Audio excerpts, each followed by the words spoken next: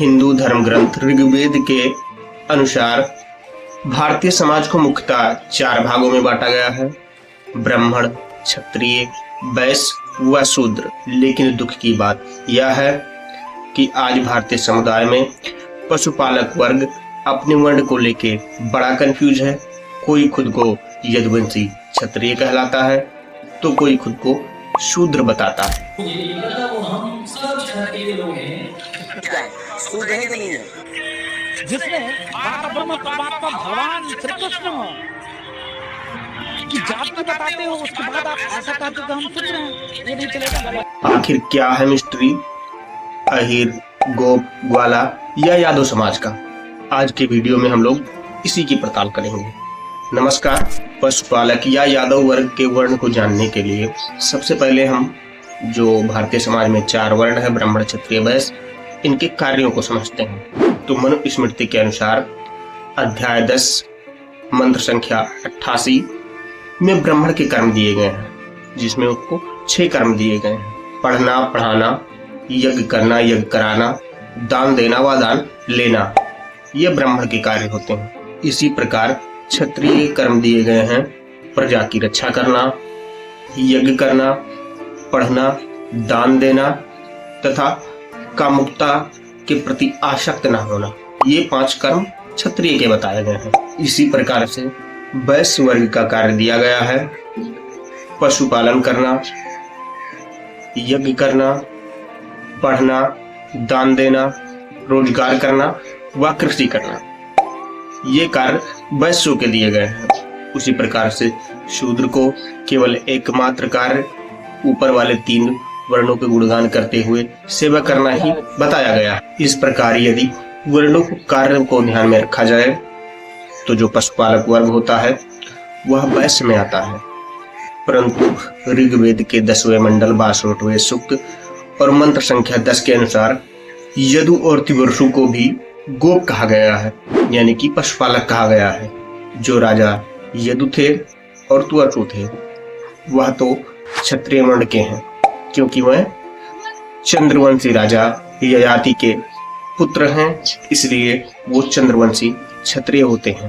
परंतु उनकी माता चंद्रवंश से नहीं थी, वो क्षत्रिय नहीं थी, वो ब्राह्मण कुल की थी।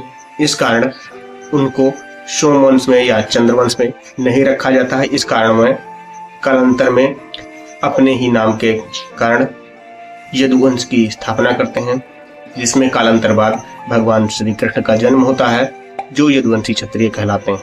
इसी कालखंड में यदुवंश के उपवंश अंधक में महाराज आहुक हुए, जिनको आभिर नाम की उपाधि दी गई। इसी कारण धर्म ग्रंथों में अंधक व वृष्टिवंश के यदुवंशियों को कहीं न कहीं आभिर, अहिर नाम की उपाधि से पुकारा गया है। परंतु महाभारत के अध्याय 32 मंत्र संख्या 9-10 में आभिरों को शूद्र बताया गया है। वहीं व्यास स्मृति के अध्याय 1 मंत्र संख्या 10 में गोप को भी शूद्र बताया गया है और गोप का अनुवाद सीधे अहिर किया गया है। इस प्रकार से यदि गोप और अहिर शूद्र होते हैं तो भगवान कृष्ण और यदुवंशी सभी शूद्र की श्रेणी में आएंगे। परंतु भगवान कृष्ण और महाराज यदु को तो यदुवंशी क्षत्रिय कहा जाता है। इस कारण कई पशुपालक वर्ग खुद को कहीं कहीं क्षत्रिय कहता है और कहीं कहीं के लोग खुद को शूद्र मानते हैं। लेकिन दुख की बात यह है कि एक ही वर्ग विशेष के लोगों को, एक ही प्रकार के कार्य करने वाले लोगों को अलग अलग वर्णों में क्यों रखा गया है, इसके थोड़ा बात करते हैं। महाभारत के अनुसार एक समय की बात है जब ब्रह्मा जी ने गोकुल के सभी पशुपालकों का हरण कर लिया, क्योंकि वह भगवान श्री कृष्ण की परीक्षा लेना चाहते थे और उन पशुपालकों के ले जाके ब्रह्मलोक में छोड़ आते हैं, जिस कारण भगवान कृष्ण अपने मनोवेग से उसी गुण रूप वाले पशुपालक को उत्पन्न करते हैं। क्योंकि जब ब्रह्मा जी परेशान हो जाते हैं, वो समझ जाते हैं, फिर वो जब पशुपालक को यहाँ लेके आके छोड़ते हैं गोकुल में, चूंकि ब्रह्मलोक और पृथ्वी लोक में समय में बहुत अंतर है, उस कारण यहाँ के जो पशुपालक भगवान कृष्ण ने जन्म दिए थे, उत्पन्न किए थे, उनकी शादी विवाह हो जाती है, उनके बाल बच्चे हो जाते हैं। इस कारण उनको फिर नष्ट करना संभव नहीं हो पाता है। इस कारण भगवान कृष्ण उनको एक अलग वर्ण वैष्णव वर्ण देते हैं, जिसका उल्लेख ब्रह्मवैवर्त पुराण में उल्लेखित हुआ है, जिनको ब्राह्मण, क्षत्रिय, वैश्य इन चारों वर्णों से श्रेष्ठ माना गया है।